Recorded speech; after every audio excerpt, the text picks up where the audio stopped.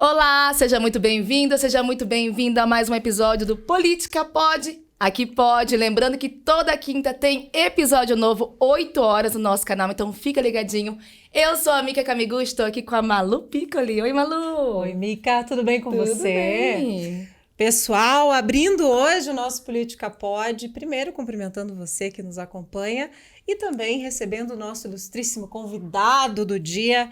Ele é marido da Karina, pai do Francisco e da Mariana e deputado estadual Guto Silva. Ele é outras coisas que a gente vai descobrir aqui ao longo do nosso programa. Seja muito bem-vindo, Guto. Obrigado, Malu. Obrigado, Mica. É uma alegria estar aqui com vocês. Aqui dá pra falar sobre tudo. Eu pode, né? Podemos falar sobre tudo. Então, estou um pouco preocupado aqui com o encaminhamento, um pouco, né, assim, acuado, mas espero poder responder e poder fazer esse bate-papo, que é importante, né? Estamos em um ano eleitoral. Acho que política sempre é um tema muito sensível e importante que a gente discuta, ainda mais com duas mulheres aqui, que é um formato que a gente não está habituado e acostumado, mas muito positivo. A gente sempre está inserindo as mulheres no debate eleitoral, no debate político. Se apresenta aí, quem é Guto Silva? Ixi, Maria, tu posso me apresentar de verdade? Claro que pode. Eu sou baterista, adoro ficar com a minha família, sou esportista frustrado, joguei basquete, futebol, vôlei. Muito cedo eu tive uma experiência fora do Brasil, fiquei quase 4 anos morando fora do Brasil. Minha área de formação é comércio exterior, então eu viajava muito por esse mundão afora. Professor universitário com um bom período, né, empresário. E durante esse percurso da vida maravilhosa, foi um acidente de percurso, eu virei político. E confesso a você que eu adoro ser político, eu não tenho vergonha de dizer que eu sou político. Realmente o pessoal fala, não, eu faço isso, aquilo, eu gosto do que faço. E tem uma carreira política relativamente longa, né, pela minha idade, mas eu estou feliz com o que faço e sempre a política esteve muito presente na minha vida. Você é super novo, né, Guto? 45 anos. Tô naquela do tio Suquita já. Não diria tio Suquita, hoje os 45 são, né? Hoje os 45 é 35, a gente costuma dizer isso, né? Isso aí. E nesse tempo aí você já morou em alguns outros países, né? Aqui, Inglaterra, é isso? Portugal, isso. Espanha. Então você já teve a experiência de vivenciar outras culturas. O que você acha que essas experiências contribuíram para a tua personalidade? Muito. Eu era muito jovem. Tinha 20 anos, a idade que você quer descobrir o mundo, né? Daí eu ganhei uma bolsa de ensino, eu fazia comércio exterior e direito. Aí eu ganhei uma bolsa de ensino para morar em Portugal, Universidade de Braga. Braga é a terceira maior cidade de Portugal, uma cidade importante, né? E fui lá morar por um ano como aluno intercambista em relações internacionais. De lá eu conheci um pessoal da Espanha, falou, Guto, você não quer ir para Salamanca para participar de um projeto e estudar na Universidade de Salamanca? Eu fui, fiquei mais um período, quase 8 meses em Salamanca, na Espanha. E eu, como é a área de formação, comércio exterior e relações internacionais, falei, como é que eu vou voltar para o Brasil se não estar com o inglês afinado, né? Aí eu fui morar em Londres, só que Londres é muito caro e não tinha bolsa, não tinha patrocínio, não tinha nada. Liguei meu pai e falei, olha, em Londres eu não aguento você não, se vira. Aí eu fui trabalhar de garçom, trabalhei 2 anos e pouco como garçom, estudava inglês de manhã, entrava no restaurante 11h40 e ia sair às 9 da noite trabalhando como garçom. Então, primeiro lavando prato, que não falava inglês direito, depois fui promovido para frente do restaurante. E nesse tempo que você estudava, você curtia também ou não? Muito, baladeiro. Ia pra festa, ia pra balada, viajava muito, né? Imagina, com 22, 23 anos em Londres, você tem um universo, né? E morava porque lá em Londres é o seguinte, tudo muito caro, então uma casa que eu morei, nós estávamos em 25 pessoas morando numa casa. Imagina a bagunça, né? Quase a ONU. Tinha sueco, sul-africano, australiano. E você tem contato com algum deles? Muitos, também? Alguns. Daí a gente conversa, tem um grupo ainda da turma aí, a gente tem relação. Depois fui visitar alguns deles, né? Fui em Inglaterra, a gente reúne o pessoal. Foi uma memória, assim, muito positiva. E eu acho que me deu muita, não sei se a palavra correta é essa autoestima, né? Falei assim, mas eu fui autoconfiança aqui. Autoconfiança, também, né? A palavra autoconfiança. Falei, não, se eu tô aqui, eu posso ganhar o mundo, né? E quando eu voltei ao Brasil, eu já comecei a trabalhar com exportação de madeira e móveis, depois frango, e continuei fazendo essa incursão de abrir mercado, ir muito para a América Central, para a África, para a Ásia, para o Oriente Médio, né? Então tem histórias curiosas, por exemplo, assim, no pós-guerra, chegar no Iraque, no Kuwait. Imagina, teus pais iam ficar loucos de preocupação. Meus pais sabiam que o espírito é meio aventureiro, aquariano. Falei, esse menino ninguém segura. Então foi uma experiência assim, maravilhosa. Que ano que você teve lá, no Oriente Médio? No Oriente Médio foi em 2000 para 2001. Luanda, na Angola. logo que acabou a guerra, foi em 2000 logo depois ele... quando acabou a guerra. Tem histórias, assim, bem curiosas, né? Foi a Primavera Árabe, esse período aí, né? E o que você achou o que você achou da cultura? Você chegou a ter algum contato ali, principalmente, né? Você citou Kuwait, Emirados Árabes. O que você achou de lá? Olha, é muito diferente, né? É bem diferente, mas assim, eu por quase 7 anos, eu ia 3 vezes por ano para o Oriente Médio, né? Arábia Saudita e Irã, que é um país muito curioso. E né? é muito diferente dos Emirados. Muito. Né? Kuwait, Emirados, e praticamente para o Líbano, e muito para o Líbano, né? Para o mercado árabe. E assim, uma que são pessoas como nós, mas valores e culturas muito diferentes, sobretudo a questão do casamento, do véu no Irã, alguns países mais brusco, né? Mas como tratava de negócio, negócio é negócio aqui no Brasil, nos Estados Unidos, no mercado árabe, né? Relação de business. Então, essa linguagem do mundo dos negócios facilita um pouco as diferenças culturais. É que eu digo, a gente acha que sabe o que é rico até estar num país desses. Né? É impressionante. Andar pela rua, você vê o telhado das casas é de ouro. É impressionante, né? É impressionante. E geralmente esse pessoal que trabalha com comércio exterior, importação, exportação, são pessoas muito bem conectadas, né? São os grandes importadores que o país desse não produz quase nada. Então a gente ia lá vender frango nessa época e experiências assim, tem histórias inusitadas, gafes, né? Tem muita coisa curiosa que acontece nessas Você é formado em comércio exterior. Comércio exterior. E o quanto você acha que falta ainda da gente saber o que é o comércio exterior e difundir mais, né? Porque é muito pouco... Muito. Olha, Mica, eu digo o seguinte, o Brasil é um país continental muito grande, com uma população maravilhosa e um mercado consumidor interno muito forte. Então, esse olhar faz com que as empresas brasileiras, de uma forma tradicional, não tenham necessidade de exportar, né? Então, eu brinco que o Brasil não exporta, não vende, ele é comprado. Então, quando aparece um europeu que quer comprar produto, ele vem aqui, ele compra e ele cuida do canal de distribuição. Uma das minhas críticas, e também escrevi um livro sobre isso, é justamente essa realidade que deveria ser mudada, porque como um país em berço esplêndido, tem um mercado grande, nós estamos aqui isolados, um lado do Atlântico, outro lado do mundo hispânico, né? Então, o Brasil é o Brasil em si, sempre muito autossuficiente, né? Porque temos clima favorável, matérias-primas favoráveis. Mas não se valoriza. Mas falta se posicionar como marca, se vender melhor, se posicionar com o tamanho que nós temos, o mercado que nós temos. Então, você acha que falta profissional qualificado? Falta. Falta profissional qualificado ou você Sim. acha que falta técnica, prática de mercado? Eu acho que são os dois. Eu acho que profissional tem uma geração nova que vem bem experimentada, já com muita experiência. Mas eu acho que o posicionamento da marca brasileira que tem um equívoco. Isso tem que ser preservado, né? Quando a gente fala sustentabilidade, qualquer mundo vai falar sobre sustentabilidade ou alimento, comida, tem que vir conversar com o Brasil. Mas o Brasil tem tecnologia, o Brasil produz avião, o Brasil tem o 4º mercado de livro do mundo, o Brasil é uma potência, né? Só que muitas vezes esse estrangeiro não conhece essa realidade. Então o Brasil é o maior exportador de frango do mundo. E a culpa disso é de quem? Eu acho que falta essa visão, assim, um olhar sobre o gringo, sobre nós. Como é que ele percebe, né? Não é só carnaval. Não é só carnaval. Eu acho que a Copa do Mundo, quando foi feita no Brasil, dá uma certa visibilidade, a Olimpíada. Mas é necessário um planejamento muito claro do Ministério das Relações Exteriores, de marca, com a Apex, né? De posicionar o Brasil, investindo em publicidade fora, explicando o que é feito, comprando documentário. Isso tudo o mundo faz, né? E muitas vezes você está olhando lá o Brasil sendo comparado com a Croácia, que tem 3 milhões de habitantes. A Croácia, acho que 4 milhões de habitantes, Curitiba é região metropolitana. Não, que a Croácia, o turismo. O Brasil tem muita coisa a ser explorada, né? Seja no turismo, seja no mercado internacional. Mas a visão nossa é a seguinte, nem vamos gastar energia, porque daqui nosso mercado já é muito grande, nós não precisamos de nada de fora. Você disse que escreveu livros. Quantos livros? Eu escrevi 2 livros na área de comércio exterior, porque por um bom tempo eu fiquei era professor universitário, né? Então você acaba produzindo. Isso é uma das coisas que me dá mais saudade, é essa ausência da sala de aula, né? Porque é gostoso, né? Você acaba sendo estimulado a continuar estudando. E agora, há uns 2 meses, eu escrevi um capítulo de um livro que foi feito em colaboração sobre direito agrário, sobre sustentabilidade, né? Que o Paraná tem se destacado. Então, são livros acadêmicos, né? Você tem que escrever sobre as tuas viagens. Então, é uma boa, mas eu vou confessar pra vocês que tem uma coisa que eu tenho vergonha, eu escrevo muita poesia. Eu vi pra sua mulher, eu vi pra Carol, lindo demais, estava esperando esse livro. Eu escrevo poesia, escrevo haikais, né? Que é coisa do japonês que compra as... Oi, é difícil, hein? Eu acho mais difícil escrever menos do que escrever mais. É muito mais difícil, né? É muito mais difícil. E nós temos aqui um rei do haikai, que é o Paulo Leminski, no Paraná, né? Que Unidos Distraídos venceremos, né?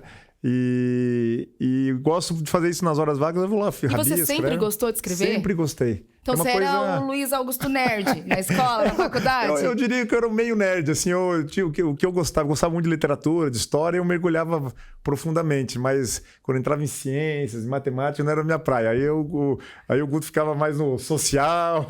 Mas para mexer com comércio exterior tem que ter uma boa noção ali de economia, né? Você vai bem, né? Você vai bem nessa parte. Eu gosto de economia, também dei aula de economia quase uns 2 anos, então é um assunto que tinha um certo domínio, né? Essa área de comércio exterior, logística, negociação internacional.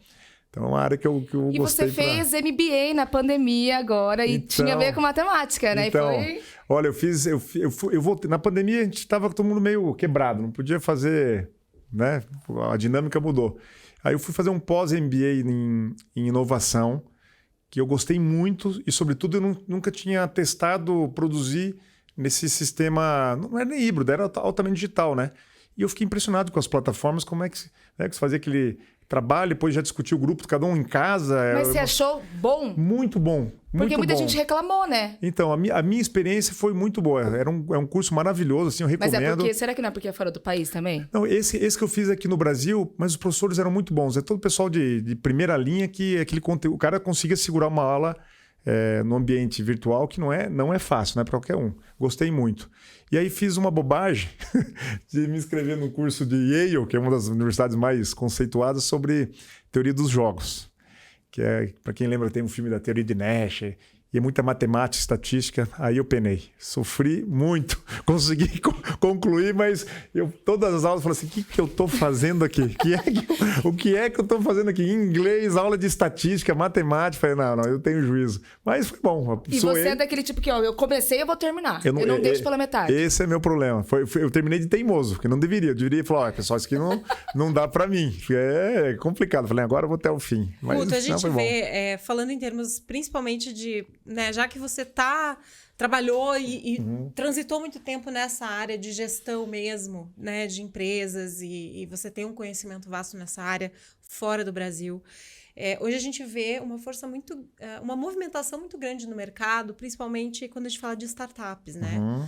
O Brasil está começando aí a crescer nessa parte.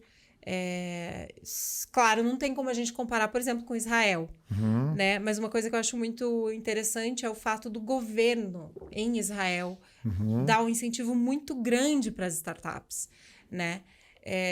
Muita gente que assiste, né, o nosso podcast tem a sua ideia de inovação. O que você acha? Qual que você acha que é o maior desafio hoje para o brasileiro abrir uma startup em território nacional? Você acha que tem incentivo suficiente do governo? Aproveitando que ele é consultor internacional. Eu sou consultor do Sebrae, é um assunto que... Olha lá, então a gente está falando com a pessoa certa. Eu acho assim, o Brasil é difícil empreender comparado com países como os Estados Unidos e Inglaterra, é mais fácil empreender porque as regras do jogo são mais claras, né? O Brasil sempre é burocracia, atrapalha, a questão contábil atrapalha. Por outro lado, o brasileiro com esse viés de criatividade, Malu, ele empreende muito. Não significa que as empresas tenham longevidade. Muitas empresas morrem no meio do caminho, mas não é por falta de tentativa. O brasileiro é dinâmico, ele se joga, ele é arrojado, erra, acerta, né? Mas falta, muitas vezes, essa aproximação da área de gestão, porque a ideia é boa, mas precisa pôr ela de pé. Né? Um bom projeto, um bom business plan, buscar investidor, no caso das startups. E esse é um assunto que eu tenho muita familiaridade, porque eu sou de Pato Branco, e Pato Branco é um dos grandes cases da área de inovação, do Sistema Regional de Inovação. Pato Branco é muito forte nesse muito segmento, forte, né? E lá eu percebi que funcionou, porque nós estamos lá em quase 2 décadas falando de inovação com esses modelos dos ecossistemas, né? Funcionou porque com o passar do tempo, os erros, a gente aprendeu com os erros. E a coisa mais importante no ecossistema é ter uma boa governança. O que é governança? Fazer com que a tríplice hélice, a quádruple, cada dia aumenta a hélice. Nós vamos falar das 3, né? Uns falam que é 5, 6, que é a academia, o mundo empresarial e o governo. Quando esses 3 estão no mesmo lugar, dialogando, construindo, as coisas vão acontecendo. Lá tem acontecido, né? E eu sempre digo, tive uma experiência aqui em Curitiba, uns 7 anos atrás, veio uma comitiva do Japão, tá? E curioso que tinha filósofo, tinha sociólogo, tinha engenheiro, tinha ciências diferentes. E eu fiquei encucado daquilo. Falei, não é possível, que não está esquisita essa missão. Daí perguntei para eles, vem cá, mas o que vocês estão fazendo aqui no Brasil de verdade? A gente veio conhecer um pouco do ecossistema, da agricultura, que é o modelo Paraná, e de fato é. Mas nós estivemos em Austin, no Texas, estivemos no Vale do Silício, estivemos na Coreia. Mas qual que é a dificuldade? Por que vocês estão fazendo isso? Porque o Japão perdeu a capacidade de inovar. Nossa, o Japão perdeu a capacidade de inovar. Falando, nós estamos com competidores agora. A Coreia se desenvolvendo muito rápido, puxada pelas grandes marcas, no Vale do Silício.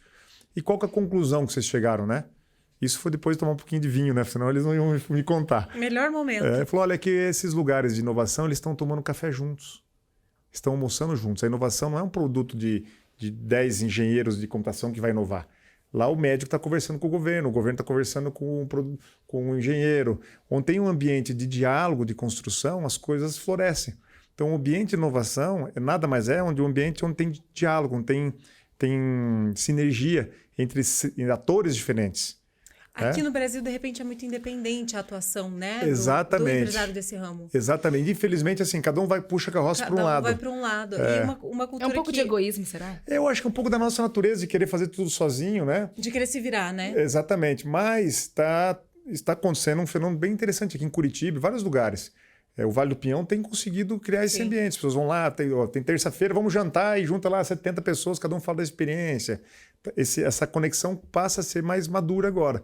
É por isso que eu acredito muito, né, que nós vamos continuar num bom ciclo de inovação. Naturalmente, a inovação precisa de educação de qualidade, educação de ponta, né?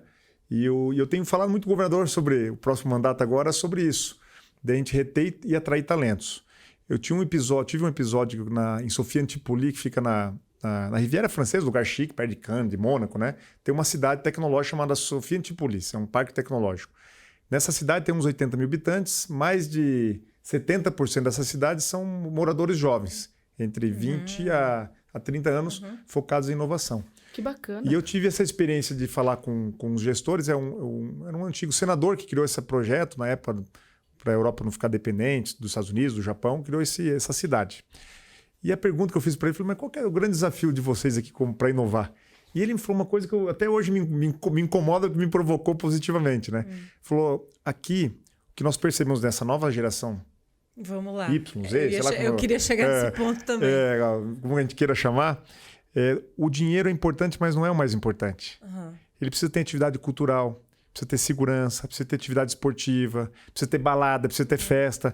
Essa cidade atrativa, ela ajuda a formar e ela atrai talentos, outros jovens que querem vivenciar aquela atmosfera. Então ela acaba sendo um epicentro, um catalisador dessas mudanças que vão ganhando progressão. Então esses territórios, as cidades, os estados, tem que vibrar. Tem que ter balada, tem que ter atividade cultural, tem que ter atividade esportiva. O jovem permanece naquele ambiente. Claro, e a empresa vai ser um reflexo do ambiente em que ele está inserido. Exatamente. Só que aí eu tenho uma outra pergunta. Porque eu vou pegar você como a base da pergunta. Tá. Você passou por uma instituição extremamente tradicional, vamos colocar assim, em termos técnicos. O Sebrae é referência em termos de ensinar a micro e pequena a como empreender. E a gente fala de startups, que são projetos inovadores, de mentes jovens, de pessoas visionárias que normalmente estão ligadas à tecnologia. O Sebrae você acha muito tradicional? Eu vejo várias startups muito boas, com potencial maravilhoso, só que justamente pela forma da mentalidade dos empreendedores, se desprender muito do tradicional, acaba perdendo a essência, talvez. Acaba comendo bola. Entendi. Vamos dizer assim. Porque é muito disso de você contestar, de você tem muito espaço, você é jovem... Mas é a nova geração, né? É o conflito geracional, né? O pai, esse piá aqui tava aqui ontem, quer vir ensinar nós a fazer negócio. Não, eu tenho um exemplo de uma pessoa. Você falou, né, sobre pobreza de discussão nas redes sociais, né? Você fala muito sobre isso, né? Você sabe que eu agora tenho uma startup que já cresceu. A minha irmã ficou muito tempo também fora do Brasil, ela voltou e falou, Guto, quero montar um negócio. E a gente ficou batendo cabeça uns 2 anos até que pintou o negócio. Não é uma fintech, mas ela é uma startup que já está indo para quase 100 funcionários na área de cobrança bancária, com relacionamento. É um produto novo que vingou, né? Só que assim, eu fico mais na retaguarda, ela que fica no dia a dia. E aí já deu, ela é minha irmã caçula, mas ela não é nenhuma. Mas vai me matar essa vez que não é tão. Ela já tá Não é tão novinha. Ela não é tão novinha. Não vamos ser deselegantes. E mesmo assim tem O conflito, né? O conflito de olhar sobre o negócio. Então, assim, de fato, eu já estou passando um pouquinho pro lado de lá. Você tem que exercitar e estar aberto para poder ver essa dinâmica, que por outro lado também vira muito vapor. Aí falou, vem cá, é bom, mas quem vai pôr dinheiro? Quem vai pagar a conta? Como é que eu pôr o negócio de pé? Né? Essa visão do tradicional. E ao mesmo tempo, falou, não, eu não preciso pôr dinheiro, eu faço... Então, são dois mundos, né? Muito diferentes que nós estamos tendo o privilégio, a nossa geração, todos nós estamos aqui na sala, de conviver com uma disruptura de conhecimento. Eu sempre conto essa história. Uns anos atrás tem o Domenico De Masi, que é um sociólogo italiano que eu tenho o maior fã. Maravilhoso. E daí depois num coquetel eu fui bater um papo com ele. E ele me falou uma coisa que para mim teve um grande impacto. Ele falou assim, Guto, você é um animal muito diferente do seu filho. Eu falei, animal? Vamos falar assim, sabe? Eu falei, nossa, o que quer dizer? Porque pela primeira vez na história da sociedade, você é mais parecido com o seu pai, com o seu avô, com o seu bisavô, com o seu tataravô, do que você com o teu filho. Eu falei, mas que chocante isso. Pesado. Porque pela primeira vez na história da humanidade, o conhecimento ou a informação não está associada ao tempo. Porque geralmente quem tinha cabeça branca era o professor, o pai, o avô, que transmitia aquele conhecimento e transmitia aquele conhecimento. Hoje, num tutorial sobre determinado assunto específico, o teu filho pode ter mais informação, não significa que ele tenha sabedoria. Sabedoria é informação, conhecimento aplicado, vai acertar, vai errar, né? Olha, isso que já fiz, errou. Mas ele pode ter mais informações ou mais conhecimento sobre determinados assuntos do que você. E eu falei, me dá um exemplo. Daí eu recentemente cheguei em casa... Tinha dado uma erupção no vulcão da Espanha e meu filho veio me mostrar, olha, pai, aconteceu Ele tem isso. 10 anos, né? Ele tem 12. Na 12. época ele tinha uns 10 anos. A placa tectônica me explicou todo aquele assunto que eu não tinha a mínima ideia. Então, aquele dia eu fui impactado. Não, realmente, aquele assunto, ele conhece mais do que eu com 45. Então, essa disruptura do tempo com o conhecimento, com a informação, é algo que a nossa geração está vivenciando, que para o meu filho é muito comum. E aí eu lanço o desafio. Como deve ser difícil ser professor? Professor tradicional, você está lá no GUSP Giz e o Não, eu vi no Google voando. Que não é assim, não. Eu vi no Google. Como é difícil ser médico nessa nova realidade. Não, eu estou lá falando, não, doutor, aqui você não via pesquisa que saiu agora contra o câncer. Você acha que é difícil ser político dessa realidade também? Também. Boa pergunta, porque tem que se adaptar a essa nova realidade, que eu brinco sempre que é o consumidor, o cidadão centauro, né? Ele, metade homem, metade cavalo. Ele se movimenta com uma velocidade imensa, mas ele tem sentimentos. Então, as empresas vão ter que se adaptar a essa realidade, o político vai ter que se adaptar a essa realidade. E, sobretudo, num país tão diferente, tão desigual como o país, como o nosso Brasil, fica mais evidente essa realidade. Eu dou sempre o exemplo de um jovem de classe média que mora em Curitiba. Né? Ele dentro da casa dele, do quarto dele, tem internet rápida, ele tem TV a cabo, ele tem um banheiro no quarto dele, tem uma realidade e tem acesso a serviço pelo celular, pelo computador. Lá do interior a gente não tem. Tem acesso a qualquer coisa. Agora, eu brinco. E um menino daqui da metropolitana, carente, que não tem muitas vezes essa estrutura. Então eu brinco que esse Brasil, de um lado é a Bélgica, né?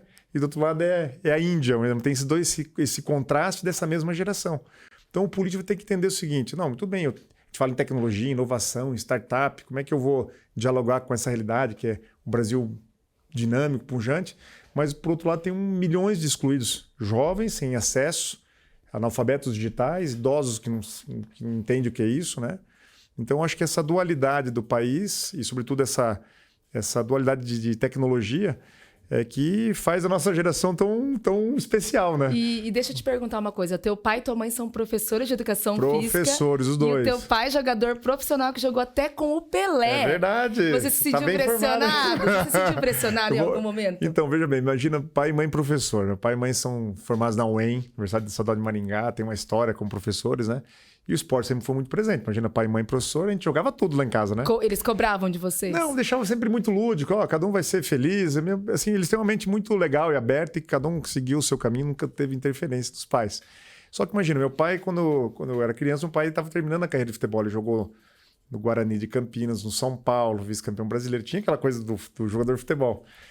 Quando eu tava com uns 13 anos, pai, eu quero ser jogador. Eu falei, tá bom, vamos uma chuteira, vai treinar. Como é que é o nome do seu pai? Rafael. Vai treinar no time aí. E eu fui treinar, animado, quando tinha uns 14 anos, teve a primeira partida.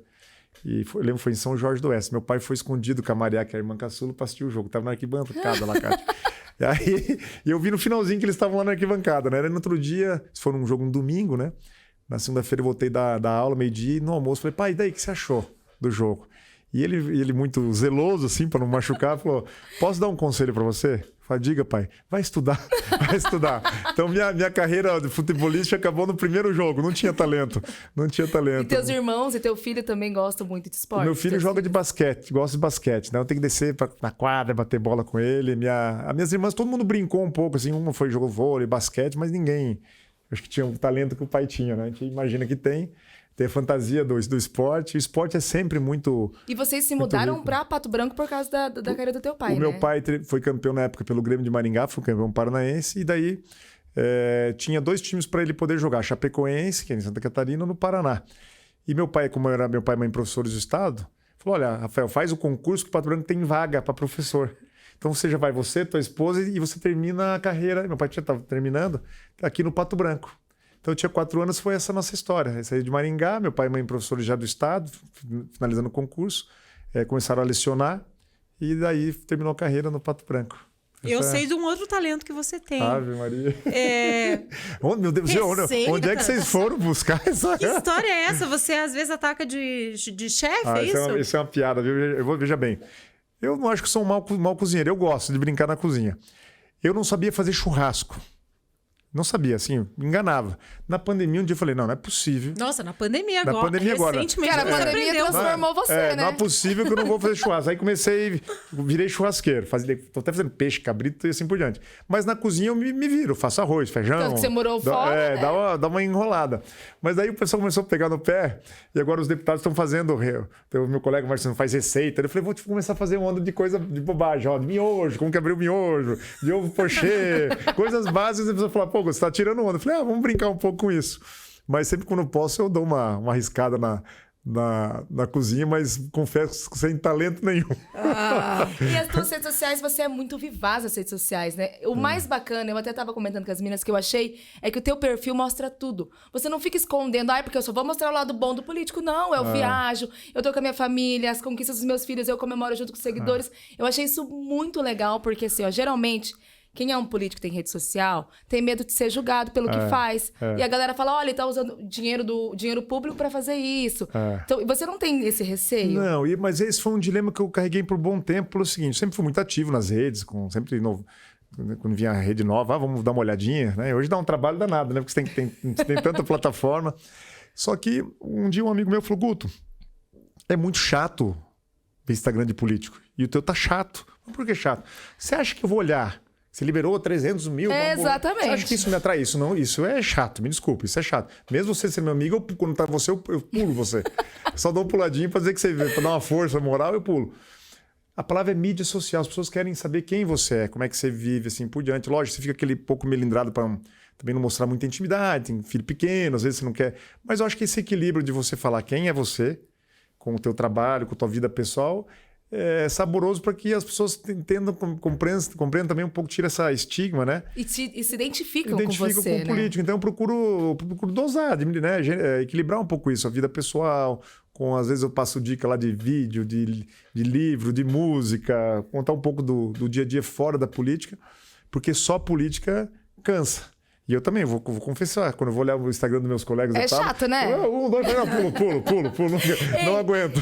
Então, tem uma foto nas suas redes sociais que você tá com a camisa do Atlético e seus filhos com a camiseta do Coxa. Como é que é isso? Então, veja bem, eu de origem sou corintiano. Né? Quando eu vim morar em Curitiba e tinha... Vamos fazer cursinho e tal, tem que torcer pro time do Paraná. Tem um pouco desse sentimento. Sou atleticano. E comecei no estádio, assim por diante. Quando eu vim para Curitiba, meu filho Francisco era muito pequenininho. E ele foi estudar num colégio aqui no Faz de Conta, atrás do Couto Pereira. E quando eu percebi, ele já estava coxa. E eu acho que um pouco da personalidade dele, eu falei, não, Francisco, vamos dar uma misa atlética. Ele falou, pai, eu lá não gosto do Atlético. Tá bom. Vamos assistir um jogo do Corinthians e Atlético? Pai, lá não piso. e eu não consigo levar meu filho para assistir nenhum jogo do Atlético. E a Mariana foi junto. A Mariana, o irmão, teve mais influência que o pai. Foi mais competente. Então, os 2 filhos, eu tenho que levar no estádio do Coxa e quando tem jogo do Atlético eu vou sozinho, porque eles não pisam na Arena da Baixada. Nossa, eu futebol. Fidelidade. E a mãe também não é do Coxa, assim, agora virou, né? Todos arrastados pelo Francisco, pela personalidade. Você não vai pra lá, você não vai virar Coxa. Eu não tenho como, né? Mas eu vou lá e o pessoal sabe dessa realidade. E o pessoal brinca, atleticano aqui. Eu falei, mas como é que eu vou fazer com 2 coxinhas em casa, né? Tem que trazer... Mas virou saudável, porque daí ele pega no meu pé, eu brinco com ele. Então virou aquela coisa gostosa, assim, de família que demonstra a incompetência do pai para fazer o filho torcer pro time de coração. Olha aqui, até dentro de casa, hein? Até dentro de casa é desafiado, né? A gente quer saber um pouquinho mais essa história de você querer ir pro Senado, não ir, desistir. Conta pra gente como é que é, pra quem ainda não sabe, não tá inteirado com o assunto. Conta pra gente entender melhor. Então, a minha carreira política basicamente sim. Eu fui vereador de Pato Branco e eu lecionava na universidade e estava trabalhando com exportação e importação. Foi de fato um acidente. Me convidaram para escrever o plano de governo. Você quer trazer essa visão de fora para a cidade, vamos montar um grupo de jovens, você escreve o plano de governo.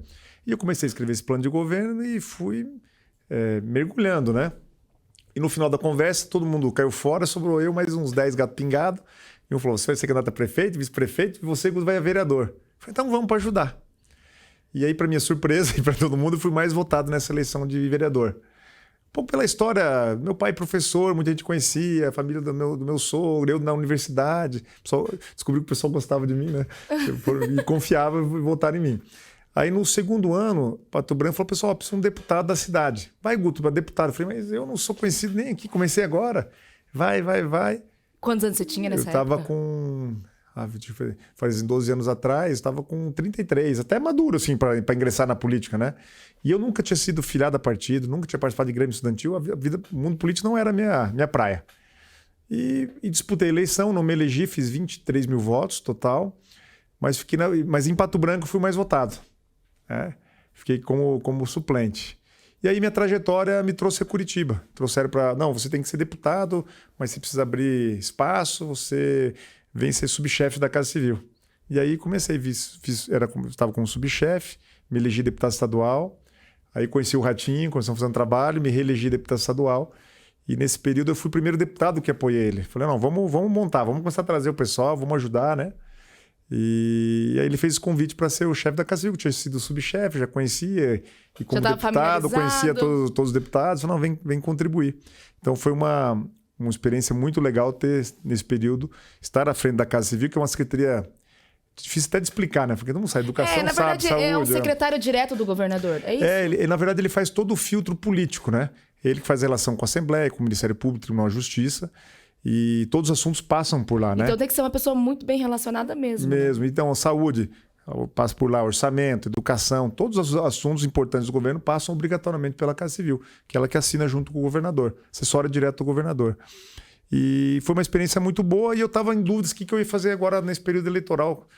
Chegou um momento que eu falei, não quero nem disputar, vou ficar aqui tranquilo, né? E daí começou um movimento de alguns deputados, prefeitos, por que você não vai para Senado? Vai, você é jovem, você conhece o Paraná, você conhece todo mundo. E aí a gente falou, então vamos tentar fazer esse movimento, né?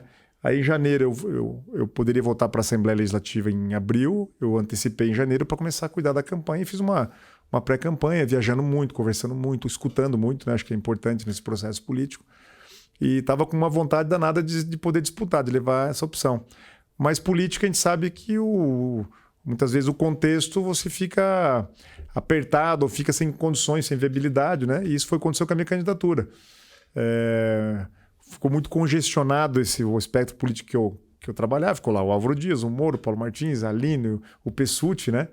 E se eu mantivesse a candidatura, ia ficar um constrangimento até pelas alianças. Também tinha a questão do Bolsonaro, que solicitou ao governador que queria um candidato a Senado, né?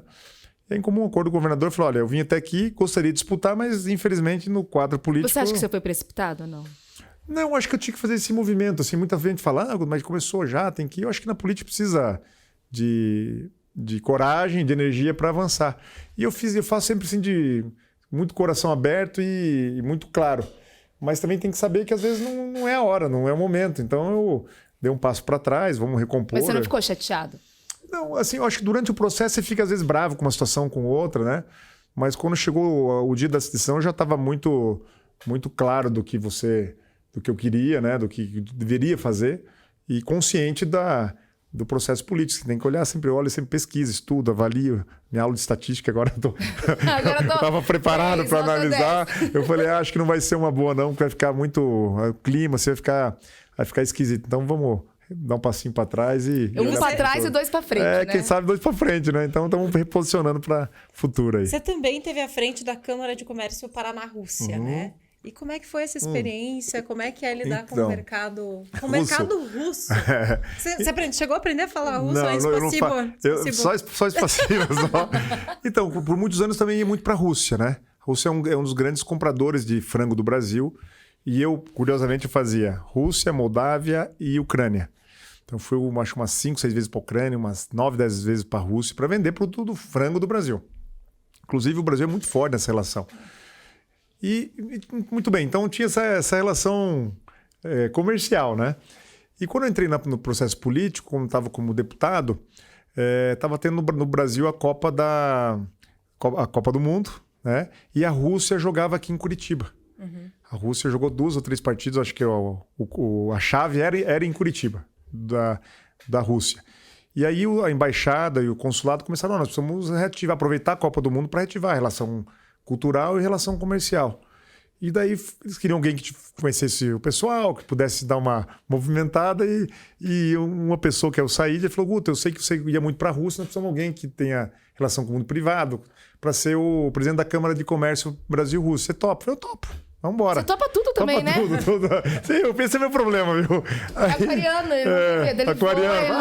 vamos ver. E aí eu comecei, veio o embaixador aqui, me intitulou como presidente da Câmara Brasil-Rússia, e a gente fazia essa relação institucional de aproximar, aquela coisa toda.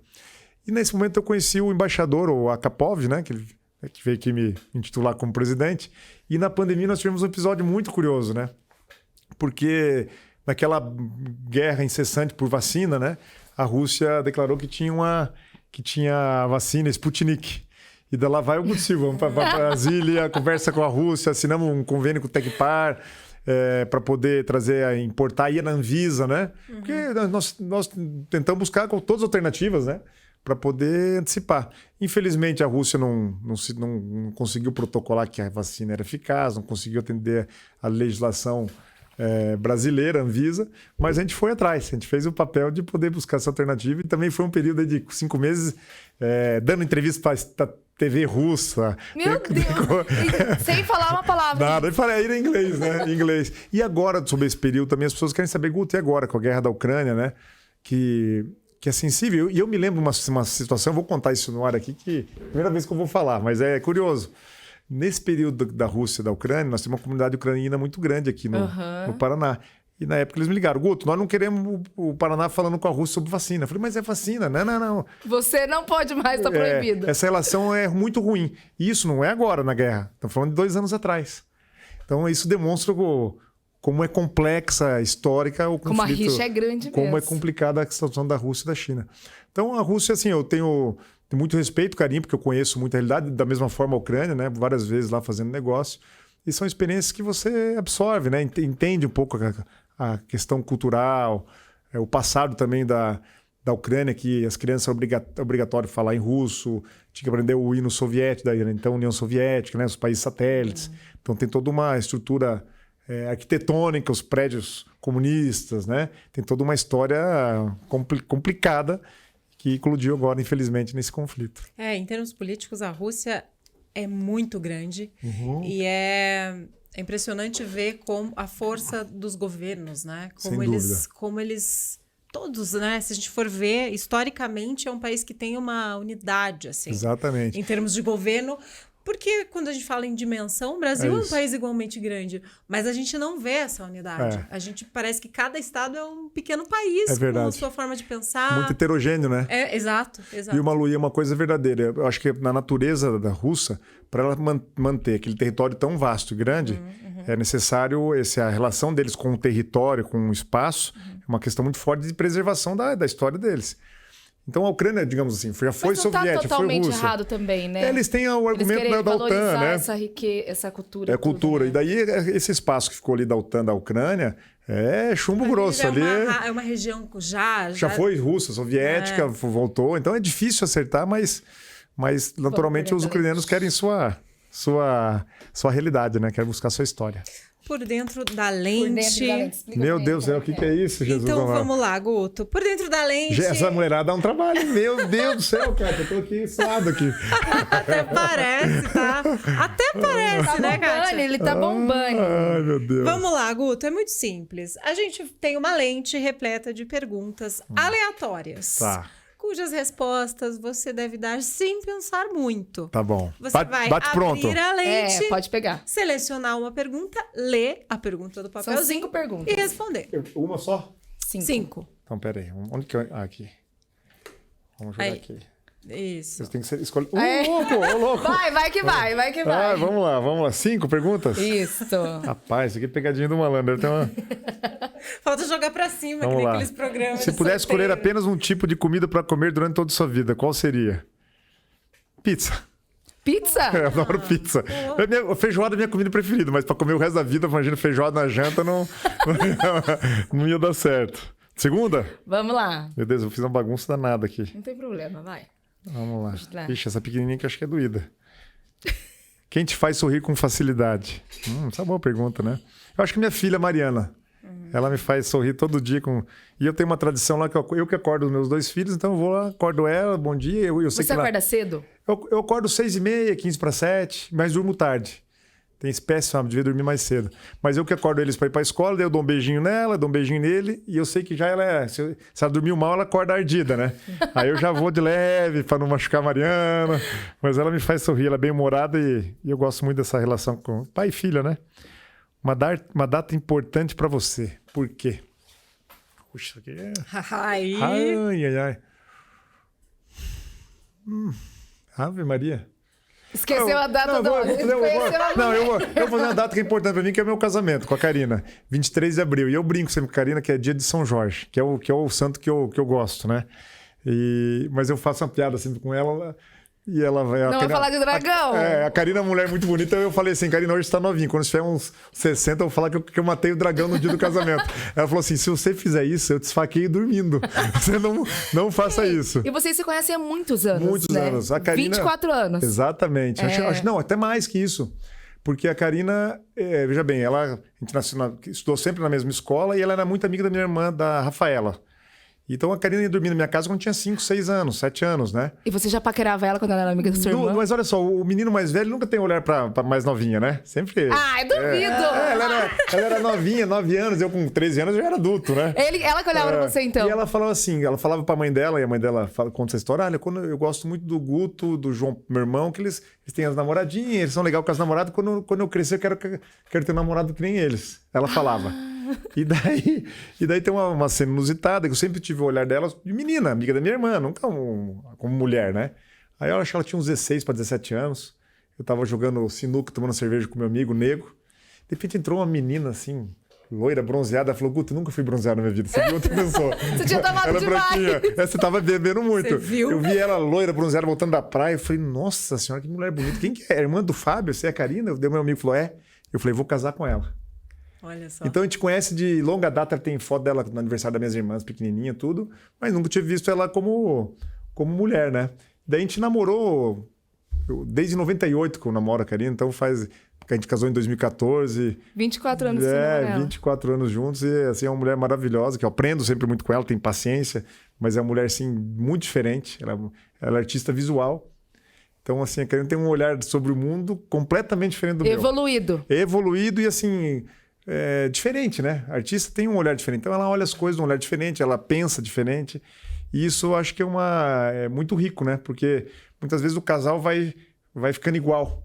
E qual que você acha que é o segredo de um casamento duradouro? Eu acho que é isso, é muita conversa, muito diálogo, né? E uma coisa que eu acho importante é ter admiração pela pessoa, né? Sim. Quando você perde, assim, aquela admiração, eu acho que é importante. Você Antes admirar que amor, eu acho. Você fala assim, meu Deus, que legal isso. Nossa, que... Ó, você se filma. Pô, mas onde você viu esse filme? Não, Então, essa troca, né?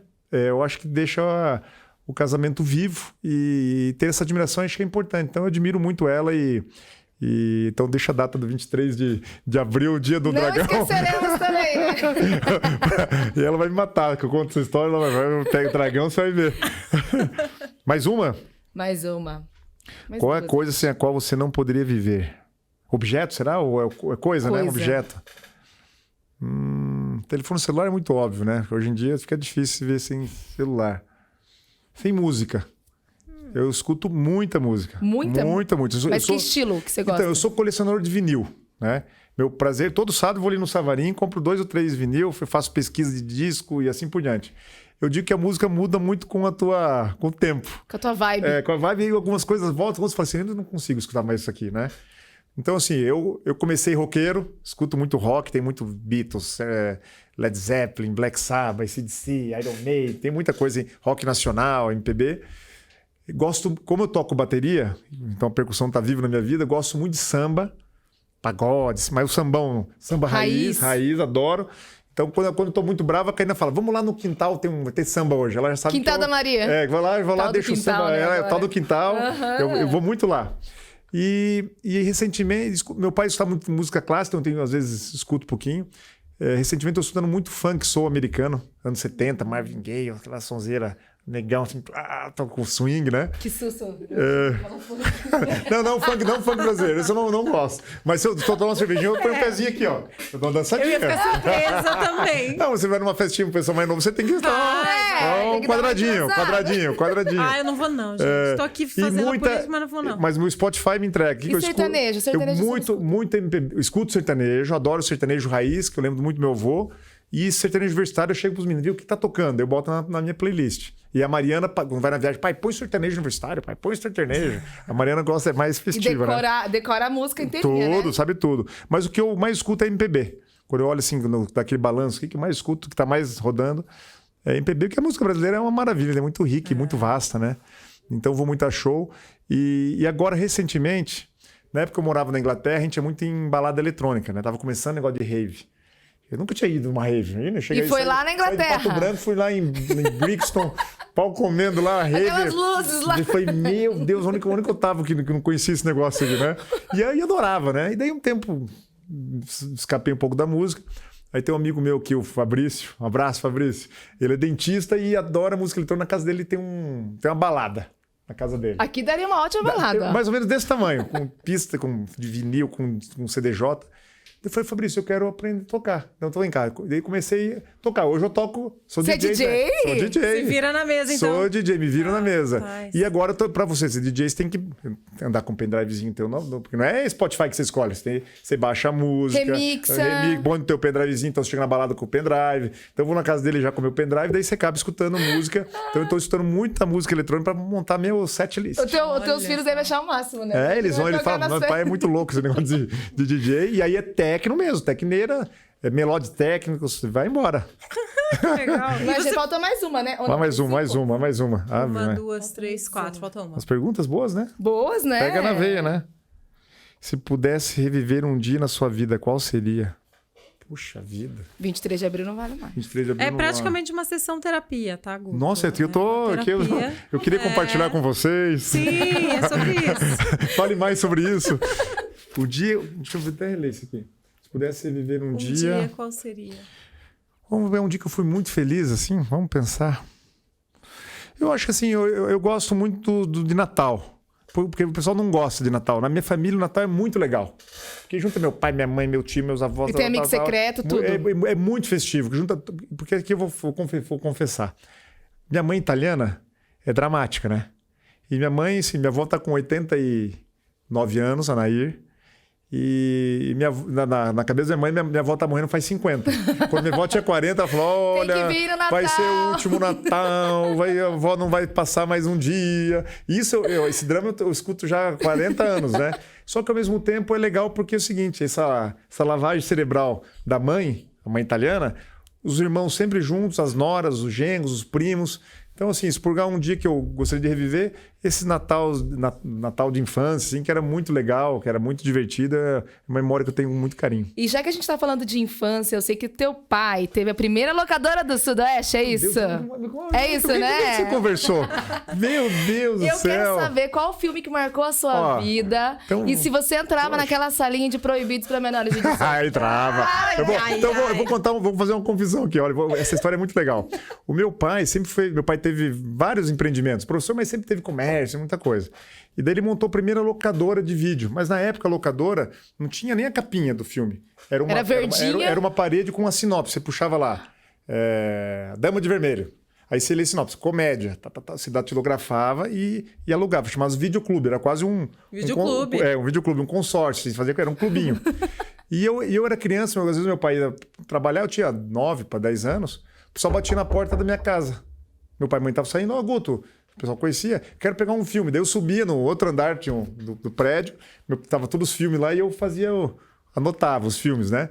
Então eu lembro assim de filme assim, dessa época. Amadeus, que é do Mozart, lembro da Dama de Vermelho que dançava, né, imitando a Marilyn, assim, uma coisa muito forte. Mas o filme que mais me marcou, que eu lembro, são 2, que daí já na era, depois meu pai abriu a locadora assim de verdade, né? E daí era o filme selado, que tinha o selo, que era original, não era cópia, porque antes era tudo cópia.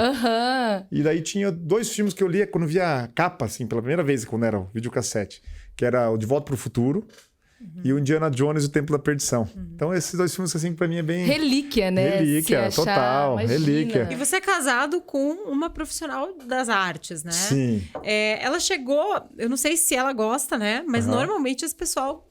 vai viajando em termos de cinema, assiste filme europeu, cinema do leste europeu, cinema japonês. Iraniano.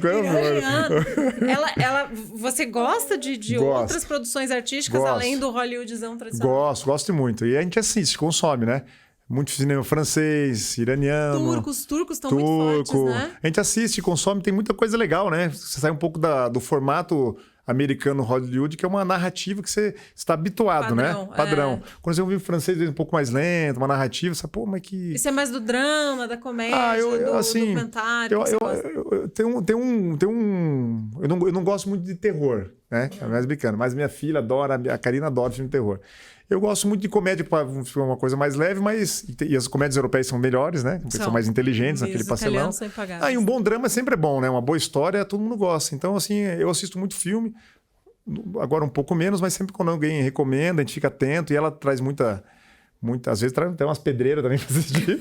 Karina, isso aqui não dá. E agora a gente tá vendo muito documentário. Tem muita coisa legal de documentário, que às vezes não tem paciência, né? Então a gente tá assistindo muito documentário, mas das artes. Agora eu fico lá também, dando pitaco, a história dos artistas. É bem legal, né? E filme de hominho, né? Como dizem aí os Vingadores, esse aí também vai... Eu chorei no cinema. Filho. Não, a hora que o Homem de Ferro morreu, começou aquela choradeira no cinema. Eu enchi o olho de lágrimas, assim. Mas não porque o Homem de Ferro. E ver meu filho, né, apavorado, e aquela criançada suspirando no cinema. Eu falei, puta que pariu. Ficou um climão, né? Nossa, fechou. Meu Deus do céu. Você chora, né? E eu sou chorão. Esse é uma característica minha, eu sou bastante emotivo. Mas a coisa que eu choro, ninguém acredita que eu choro. O programa que eu mais choro é Esporte Espetacular. Olha, domingo de manhã. Por causa de superação. História de superação, o cara ganhou. Eu falei, meu Deus do céu, choradeira. Saiu lá da vila, virou medalhista olímpico. Aí eu me acabo. O Federer agora e o Nadal, os dois de mãozinha dada, o rival. Meu Deus do céu, eu choro de lavar. E não choro com tristeza. Não sei por quê. Então, quando morre alguém ente querido, coisa, eu me travo, eu não consigo me emocionar. Algum trauma que você deve ter passado, a tristeza, né? não me emociona nem, né? Está emocionado, machucado, mas não sai lágrima. Agora, uma história bonitinha E comédia romântica também? Comédia romântica eu assisto uma boa. Se eu assistir comédia romântica dentro do avião, eu choro. Porque a altitude eu acho que faz a gente chorar. A gente fica assim, mas no avião eu já chorei, mas é ruim. Você fica envergonhado, você fica assim, se corre. Tem que colocar o óculos. Queixo por queixo. Mas eu acho que não tem problema chorar, eu me emociono. E a Mariana, minha filha, tá chorando, pai? Ai, que bonitinha. Eles não e tal. Vai levando, né? Filme de cachorro, você chora? Chorar. Não tem bola. Aquele Marley e eu, aquele filme de cachorro, eu choro. Você tem cachorro, né? Um husky, né? Eu tenho um husky, mas olha como é. Eu nunca fui ligado em cachorro, pra ser muito honesto, né? Que agora tá na moda e tal, mas... E a Mariana, minha filha, me enchendo o saco por causa quero um cachorro. Aí eles foram num projeto de adoção e adotaram a Pipoca. Uma vira-latinha. Então eu trouxe para casa. Um dia, um ano da pipoca, não sei que brincou, qualquer um ano da pipoca, adotiva, tal, coloquei na rede social. Um amigo chegou outro dia, Guto, vi que você é um cara engajado com a adoção, vou te dar uma gata, uma gatinha preta, Amora. Falei, pô, então não tinha como dizer não, né? O gato, então nunca tive bicho. De repente tava com a Amora já há um ano e entrou a gata. Aí o Getúlio, amigo meu, Guto, eu tô voltando de Belo Horizonte, tem um cachorro maravilhoso, chegou e deu um presente de um husky. Falei, não é possível que eu não tinha nenhum bicho Nossa, esses amigos, em 30 dias com 2, Você não né? acha loucura dar bicho de presente? Eu nunca daria, mas ele achou que ia gostar e acertou, né? Porque hoje o cachorro é meu xodó. E daí meu filho estava em Pato Branco, tinha um pastor marimano, que é um cachorro maravilhoso. E ele se apaixonou pelo cachorro, o cachorro por ele, e trouxe para Curitiba, mas cachorro muito grande, aí uma confusão, né? Aí procriou com a husky, nasceu um filhote, virou uma confusão. Ou seja, mistura. eu tava com a família, daí eu dividi, vai um pouco Pato Branco, um pouco fica aqui. E hoje, assim, com toda franqueza, a gente não vive sem cachorro, gato, é uma paixão, né? Só que daí a pipoca morreu, teve um carro, pegou aquele carrapato e tal, não falei, pelo amor de Deus, que tristeza. Sofre Também. demais, né? Pelo amor de Deus, eu não quero mais ter mais bicho, não. Tá acabando, a gente vai pro isso ou aquilo? Vamos pro isso ou Só aquilo, que antes então. eu queria te perguntar, como é que é esse negócio do gabinete móvel que você inventou? Então. Quando eu me elegi vereador, eu estava pensando, mas o que eu vou fazer diferente? Eu queria fazer uma coisa diferente. Uma coisa que eu tinha percebido na época, na campanha, as pessoas falaram, vereador vem aqui, só é época de eleição, nunca mais volta. Eu falei, como é que eu posso fazer alguma coisa para voltar? Aí um dia vi um trailer e falei, vou fazer um gabinete móvel, um trailer, envelopei ele, montei a mesinha lá, encostava num bairro, numa capela ou num ginásio na frente, botava uma mesinha e eu atendia a população. Soltava foguete, e atendia e conversava e ia encaminhando. E daí todo sábado de manhã eu fazia um bairro. Então isso foi uma marca do meu mandato de vereador, porque era isso. Porque as pessoas falavam, vereador nunca mais veio, então... Mas você acha que isso daria certo em Curitiba? Acho que sim, porque tem espaço para você dialogar, conversar, né? Mas tem que chamar atenção também, para as pessoas irem lá levar os seus pleitos, né? E uma percepção que o político tinha medo, e muita gente falava, ih, você é maluco, vai ter muita mordida, vão querer dinheiro, vão querer aquilo. Uma pessoa só em todo esse período da minha gestão como vereador que entrou e pediu, querer dinheiro, por isso que as pessoas estavam preocupadas no coletivo. Então, assim, você se surpreende com a população também. Quando ela vê que você estava lá bem intencionado de você querer transformar o bairro, Também não se aproveitam iluminação, tanto, né? A população fala, vamos, de forma geral, vamos ajudar, vamos fazer. Então, essa foi uma experiência que eu tenho muito orgulho. Assim, sempre é tão óbvio, mas é legal. Mas né? é muito legal mesmo a iniciativa. Vamos lá? Vamos lá, ping-pong. Como que é o nome? É isso ou aquilo. Isso aqui. São olha. uma sequência de perguntas em ping-pong e você responde isso ou aquilo. Não tem segredo. Essas duas, viu, Kátia? Olha, não é moleza aqui. Vamos lá, eu começo. Vamos lá. Guto, morar numa casa da árvore ou numa caverna? Casa da árvore. Tubaína ou Coca-Cola? Tubaína. Ter bateria ilimitada em todos os seus eletrônicos ou ter Wi-Fi gratuito em todos os lugares? Wi-Fi gratuito. Ovos mexidos ou ovos fritos? Frito. Discursar por 1 minuto para 10 mil pessoas ou discursar por 10 minutos para 100 pessoas? Para 1.000 pessoas, né? Discussar 1 minuto para... Mais engajamento. Mais gente. Política é falar. Coxinha de frango ou risoles de carne? Coxinha de frango. Bolo de morango ou de chocolate? A de cenoura, mas eu vou vir com chocolate. Eu prefiro dar o cenoura, mas chocolate. Ganhar as Olimpíadas ou um prêmio Nobel? Prêmio Nobel, né? Muito chique. Cerveja ou caipirinha? As duas, porque cerveja é o mais, né? Tá beber, mas chega no sábado, domingo, caipirinha. Pensou demais. Aí a bebida que eu mais gosto, posso contar a história da bebida? Pode. A minha mulher gosta de Campari. Quem é que gosta de Campari, né? Vermelhão. Porque agora tá na amargo. moda o Negroni e tal, mas ela todo... Por quê? Porque sempre quando eu ia no meu sogro no churrasco, meu sogro tomava um Campari e ela junto belia, então tem memória afetiva. E a minha bebida sempre foi o uísque. Não tem ninguém menos de 35 anos que bebe uísque, viu, Kátia?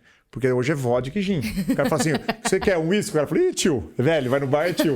Mas eu adoro uísque, assim, quando tô em casa, boto um pouquinho, né? Cowboyzão. Um gelinho e tomo. E daí ficamos nesse desgaste dessa vida. Quando começou o Negroni, aí um dia eu fui num coquetéis bar, assim, né? Aí o cara, que você gosta? Eu falei, gosto de uísque. E você? Ela gosta de Campari. Não, então tem o Boulevardier. Eu falei, o que é isso? É uísque, vermute e Campari. Imagina o... Uniu os três. Então essa bebida que a gente pede, os dois bebem junto. Ai, olha. Boulevardier. É gostoso, mas é forte.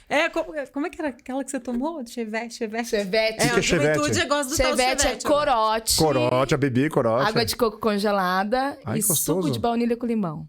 Opa, vamos anotar. Então, peraí, como é que é? Suco de baunilha com limão, corote e água de coco congelada. Se sobreviver uma noite desse de chevette, mais uma perguntinha. Você volta aqui pra contar. Né? Pelé ou Neymar? Pelé. Dieta sem doce ou carboidrato? Puta, isso é difícil, hein? Carboidrato. Lavar louça ou cozinhar? Olha, eu cozinhar, por quê? Eu lavei tanta louça na minha vida, tanta louça. É verdade, nos primeiros 3 meses em Londres eu lavava louça. Eu entrava 8h30 da manhã a meio-dia e meia. Daí eu falo pra Karina, pra minha esposa, ó, não me convide pra lavar louça que eu não vou lavar. Traumatizado. E você tem alguma dica para as pessoas lavarem louça bem? Tenho. É que assim, eu nunca tinha lavado uma cozinha industrial. Então eles chegam lá, a comida, eles separam já o que é. Vai pôr resíduo e o prato tá sujo, né? Eles deixam a torneira quente, você só tira o grosso e já vai. Então você não lava, né? Você dá aquela. Só tira o grosso. Você tá brincando que só tira o grosso? Não, daí vai pra lavadora industrial. Bom. Eu achei que você já serviu esse prato sujo. Eu falei, ela perguntou como lavar bem a louça, só passar uma água. Como é que eu aprendi a lavar? Você vem o prato, você lava, tira, tal. É coisa. Imagina um restaurante que lá não dá tempo. Então ele tira a comida, você tira só o grosso do prato e já bota na lavadora. Misericórdia. Então, essa é a dica. Frio ou calor? Eu prefiro o calor 1000 vezes. Adoro o calor. 1000 vezes, eu não também. me incomodo com frio, mas a única coisa do frio bom é pra dormir, um fim de semana chuvoso, mas o calor é mais gostoso, né? Bem melhor. E pra fechar, a última pergunta, amiga. Banho de banheira ou de chuveiro? Chuveiro, Mica, eu sou tão... Mentira! Sabe por quê? Eu sou tão acelerado. Meu filho gosta de banho de banheira, minha mulher gosta de banho de banheira. Eu não fico irritado. O que eu tô fazendo aqui? Mas você não acha que às vezes... celular. Você não acha que às vezes você é muito... tem que dar uma acalmada. Não, esse é meu problema. Eu sou muito ansioso. Muito ansioso. Eu não tenho nem paciência com a banheira. Então, ele entra na banheira pra se estressar. Eu entro na banheira, verdade. Rapidinho eu deixo a caixinha de som, põe a música no celular, já leio o livro, 5 minutos eu já me irrito. Não tô perdendo tempo. E deixa eu te perguntar só mais uma... Tá acabando, eu quero saber se você é um homem vaidoso. Eu era menos. Agora eu acho que com a idade vai pegando, a gente fica vaidoso. Eu acho que você é a cara do padre Alessandro Campos. Eu não sei se já te falaram isso. Nota aí, Alessandro Campos. Depois a gente vai mostrar. Verdade. É a cara... Verdade mesmo? É verdade. Vou até anotar pra ver. E se você recebia muita cantada quando você dava aula? Ixi, mas essa pergunta vai dar... Minha esposa... Não, veja bem. Tem 2 questões que assim... Bem. A figura do professor... Eu era um professor jovem. A figura do professor desperta... algo diferente. Uma fantasia. Todo mundo teve fantasia com o professor, né? Então, por ser um professor jovem, tinha aquele negócio. Aquelas pedradinhas das alunas. Pedradinha, tal, né? Prova, aquela coisa toda. Mas resisti. Mas a tua mulher era ciumenta? Karina não é nada ciumenta. Ela é muito segura, ela fala, Guto, você tem que andar na linha, se não andar na linha você vê comigo. E ela conhece um pouco da minha personalidade. E eu acho que isso é uma coisa legal da mulher, porque assim, ainda mais eu que sou aquariano, se apertar muito, então vai tocando a vida, vamos conversando, vamos indo, né? E ela, que signo que ela é? Ela é Capricórnio. Bom. Então é bem, né, mais firme, assim, né? Pé no chão. Qual que é o signo de vocês? Eu sou capricorniana. Eu sou taurina. E aí, meu filho é taurino. Taurino gosta de tudo coisa boa, né? Comida boa, lençol bom. São pessoas que sabem E viver. capricorniano, ó. Honduras, já é mais difícil. Honduras, pra arrancar uma coisa que dá briga em casa é dinheiro. Fala, não quer. Aí o pau come. Que trabalha muito, né? Gosto de trabalhar, né? Gosta de trabalhar. A Karina é uma coisa impressionante. Adora trabalhar. Se não é trabalhar, parece Workaholic. Workaholic. Agora o Francisco, meu filho, é curioso. Como que pode, né? A minha filha, eles não vão ver o programa duramente. Ela é uma hippie.